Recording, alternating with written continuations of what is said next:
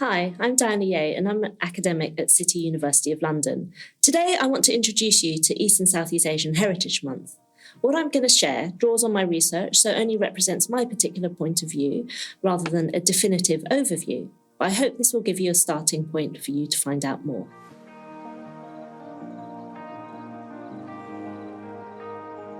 So what is East and Southeast Asian Heritage Month? Many of you are probably familiar with Black History Month or even South Asian Heritage Month, but how many of you have heard of East and Southeast Asian Heritage Month?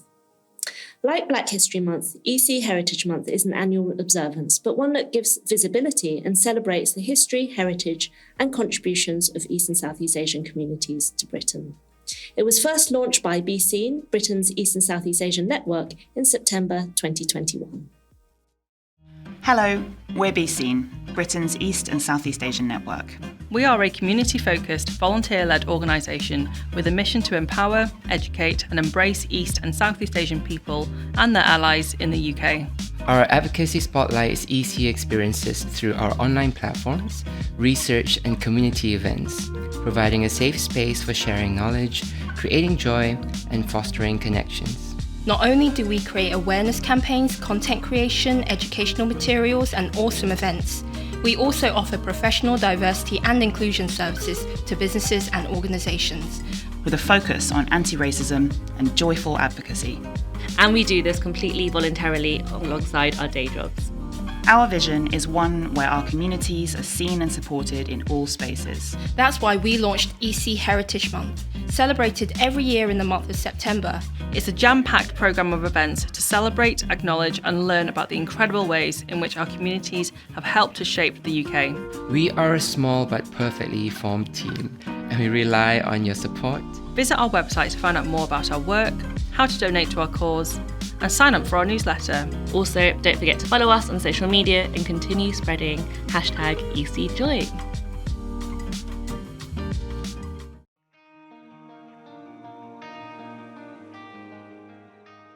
If you haven't heard of the term EC, don't worry. The widespread use of the category East and Southeast Asian, and the term EC for short, is very new. Even many ECs themselves may not be aware of the term. And this is why it's so important.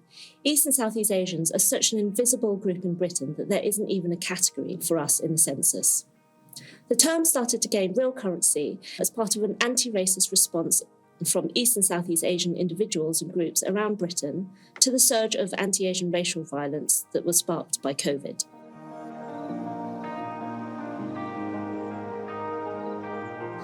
News of the COVID's outbreak in China led to a global rise in racial attacks on anyone who looked Chinese. This included not only an increase in physical, verbal and symbolic attacks and an entrenching of structural issues that took place on the street, in public transport, workplaces, in the media and social media, and in public and political discourse. Despite underreporting, sources suggest that hate crimes against the Chinese in the UK almost tripled in January to March 2020. Recent figures by the anti-racist grassroots campaign group End Violence and Racism against East and Southeast Asian communities suggest that hate crimes against East and Southeast Asians increased by 27% between 2019 and 2020. Academic research confirms this rise, with Gray and Hansen, for example, arguing that the likelihood of East and Southeast Asians in London being a victim of hate crime rose from around 3% to 4% prior to the COVID-19 outbreak to 10% in February 2020 and over 16% in March 2020. But despite this traumatising experience, it also galvanised anti-racist consciousness amongst East and Southeast Asian communities in Britain. Grassroots organisations began to organise around a shared pan-East and Southeast Asian experience to create networks of care, solidarity and resistance. So the term East and Southeast Asian reflects a collective bid for recognition and belonging, and is now becoming institutionalised, with scores of civil society groups organising under the term. But Pan-Asian collective identities are not entirely new and have been particularly visible in the arts.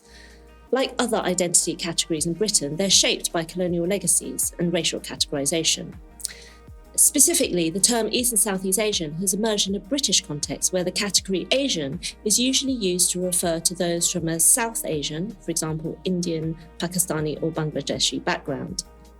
It's also been used to replace the outdated term Oriental, which is now criticised widely as an offensive racist label for suggesting that all East and Southeast Asians look or are the same.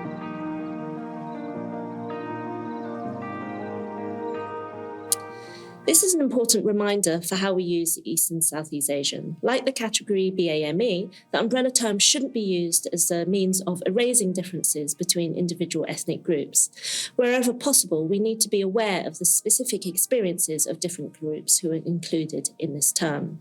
But as a broad umbrella term, it's also a more inclusive category. It brings to visibility East and Southeast Asians who have not been previously acknowledged in British discourses and recognises that not all East and Southeast Asians in Britain are Chinese.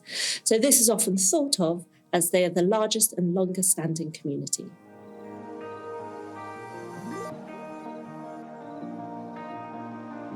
So who is included in the term?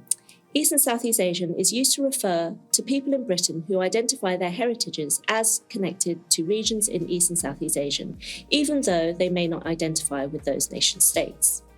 While borders are always contested, the region includes places in East Asia, such as China, Hong Kong, Japan, Macau, Mongolia, North Korea, South Korea, Taiwan and Tibet, and it includes places in Southeast Asia, such as Cambodia, Laos, Myanmar, Thailand, Vietnam, Brunei, East Timor, Indonesia, the Philippines, Malaysia and Singapore. There are about 1.25 million East and Southeast Asians in England and Wales, made up of 21 different ethnic categories, even though many groups such as Mongolian, Laotian, Cambodian, Bruneian, Timorese and Singaporean don't have their own category. As this shows, the single largest ethnic group is Chinese, but they make up less than half the broader EC population.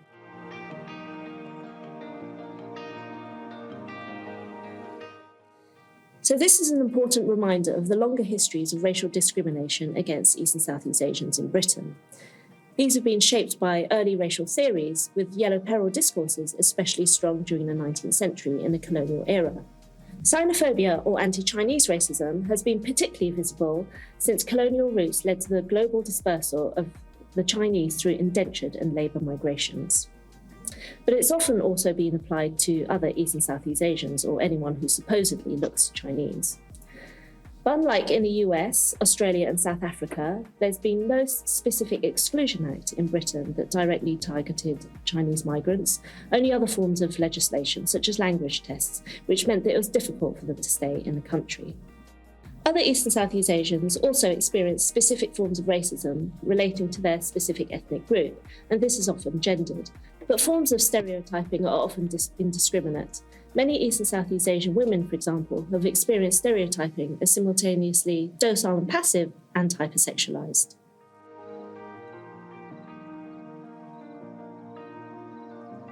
But it's not only histories of anti-Asian discrimination that are often forgotten. Contemporary experiences of racism are also often overlooked. This is precisely because part of our experience of racism is shaped by racialization as a model minority. This is the stereotype that all Chinese, and then sometimes all East and Southeast Asians as well, do well in education and employment, and therefore are well integrated into society, and also assumed not to experience racial disadvantage.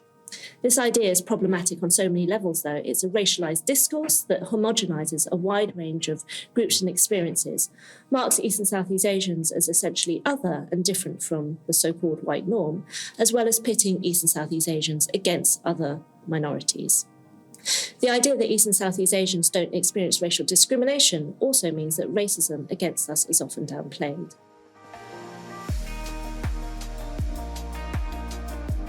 So who are East and Southeast Asians in Britain? Where did they come from and what do they look like? The first thing to note about the East and Southeast Asian community in Britain is that it's incredibly diverse.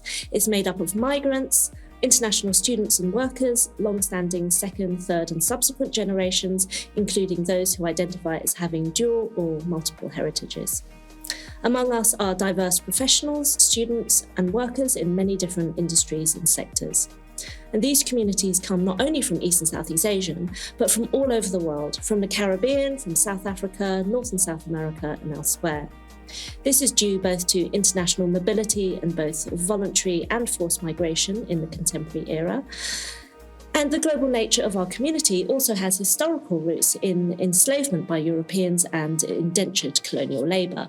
So from the 1500s onwards, this saw several hundred thousands of individuals dispersed, for example, from Philippines to Mexico, from South China to the Caribbean, from Indonesia to South Africa.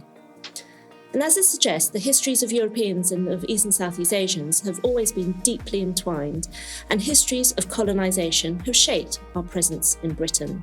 So what do you know about East and Southeast Asian migrations to Britain? When did we first arrive? It's quite common for people, when thinking about when migration to Britain started, to identify Windrush, which brought migrants from the Caribbean, as the first major event. Likewise, when thinking about East and Southeast Asians in Britain, many people often think of the Chinese catering trade, which boomed in the 1950s, or maybe the plight of the Vietnamese, who arrived as refugees in the 1970s. But in fact, Britain has always been a place of migration and conquest, and East and Southeast Asian presence dates back centuries. As far as historical records suggest, the first East and Southeast Asian individual to arrive in Britain was Shen Fuzhong, who arrived 3 centuries earlier in 1687. A Latin-speaking Jesuit convert from China, he became something of a celebrity. When he visited James II, the king commissioned a painting of him to hang in his bedchamber. And other Chinese merchants and artists visited, and Chinese communities began to settle in the 1700s. In the following century, many diplomats, intellectuals and students arrived from across East and Southeast Asia. The first Japanese embassy to Europe arrived in 1862, and a cohort of students arrived the following year to study at University College London. King Rama VI of Thailand attended Oxford University in 1900.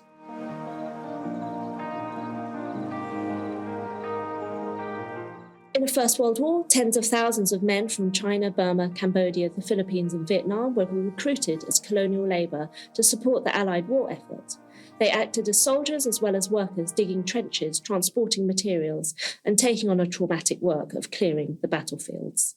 During the Second World War, nearly 20,000 Chinese men were recruited to help Britain during the Battle of the Atlantic.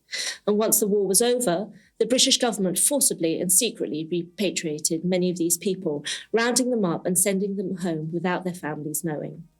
At the same time, the British government was also actively recruiting for labour to rebuild Britain after the war, not only in the Caribbean and the Indian subcontinent, but also in East and Southeast Asia. This led not only to a boom in the British-Chinese catering trade, which transformed British food culture, but to the development of the NHS, with doctors and nurses arriving from Hong Kong, the Philippines, Malaysia, Singapore, and other parts of East and Southeast Asia.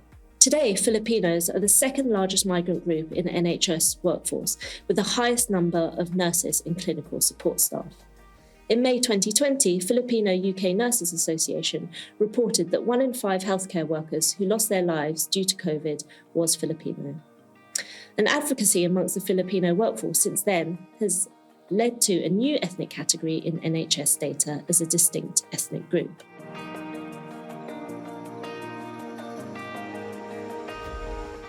So East and Southeast Asians have also long been a part and parcel of British cultural landscape. Artists arrived in Britain since the 18th century. Tan Chitka, for example, arrived in 1769 and actually exhibited in the Royal Academy. But one of the most well-known artists at the time was Shi Yishun, who shot to worldwide fame with his play Lady Precious Stream in the 1930s. He became friends with the likes of George Bernard Shaw and H.G. Wells. And in England, the Queen visited his play. And in the US, even the First Lady, Eleanor Roosevelt, did so too.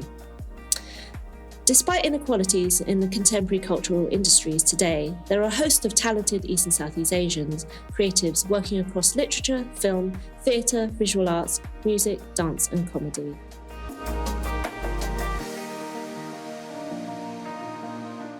Today, international students comprise 22% of all higher education students in the UK and 40% are postgraduate, so they contribute 37.4 billion to the UK economy.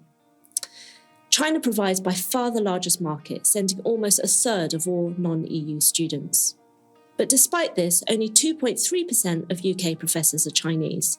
Chinese academics are also the most underrepresented of all counted ethnic groups in non-science education and technology subjects, at 0.9%, and other East and Southeast Asians are simply not counted.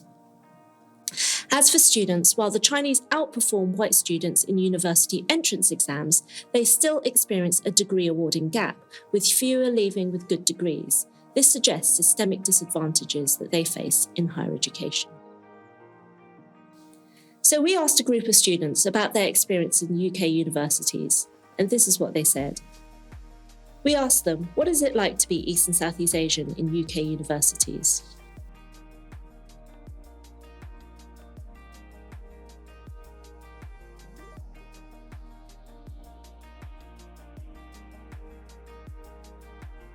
What are the stereotypes we get in UK universities?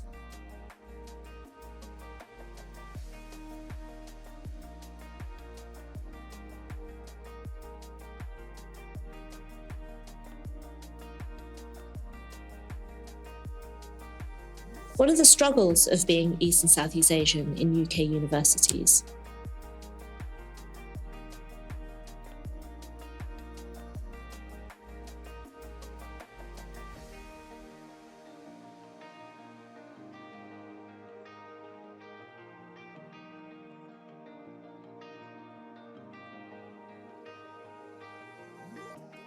And if your university was supportive of East and Southeast Asians, what would that look like?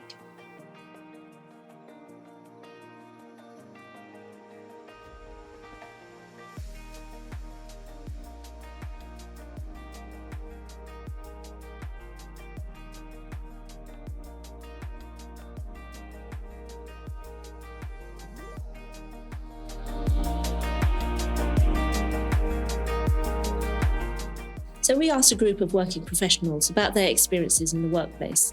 We said, if your workplace was supportive of East and Southeast Asians, what would that look like? An easy, supportive workplace is one where we see representation and diversity across the team and in the leadership level. It is one where easy voices are embedded into decision-making in all levels, especially in work on structural inequalities. We need more senior support and representation across the UK to raise awareness of the challenges easy people face and help people to overcome those barriers. Workplaces must recognise the power of socials and like community events. They've been actually the most important and groundbreaking places where easy people in my workplace have been able to meet and bridge different gaps in a very informal setting. Before I joined the business, there was never any East and Southeast Asian representation on International Women's Day panels. The women that were asked to speak at these panels were predominantly white, and the ethnic minority representation would be a woman from a black background, and it was always a very different issue as well.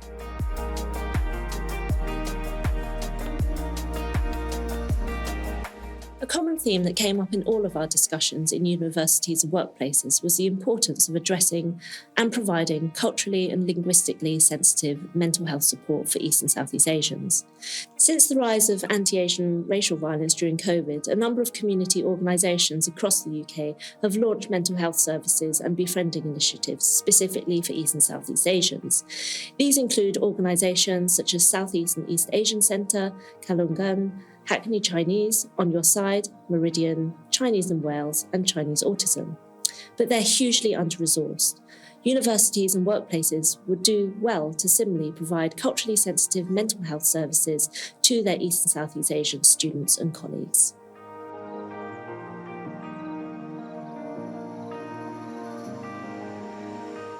East and Southeast Asian anti-racist struggle hasn't been as visible or powerful as other groups. So what can we do? Acknowledge anti-Asian racial violence and racism. For example, when something like the Atlanta Spa shootings happens, acknowledge it by perhaps sending out a brief statement discussing the incident's significance, taking a moment of silence, or offering support, emotional or otherwise. The key is to not act like nothing of importance has happened. At the same time, don't compel community members directly affected by the incidents to share their feelings. Know that racism against those of Asian descent can manifest itself in simple ways. Be an active bystander. Call someone in, making comments about the fluency of East and Southeast Asian students, or talking about Asians in a monolith way, that they do this or they do that. Disaggregate statistics. Ensure that you don't only recognise the Chinese category, but also other East and Southeast Asians, so that we can understand specific experiences within this wider group. Ask the university for more support and resources, rather than putting the responsibility onto students. And finally, include us in your anti-racist initiatives. We are allies, we're learning to be allies, and how can we learn to be better allies for one another? Hi, I'm Dr. Diana Yeh. Thanks for watching. This is first in a series of lectures featuring East and Southeast Asian academics. For more information, please go to eechub.co.uk.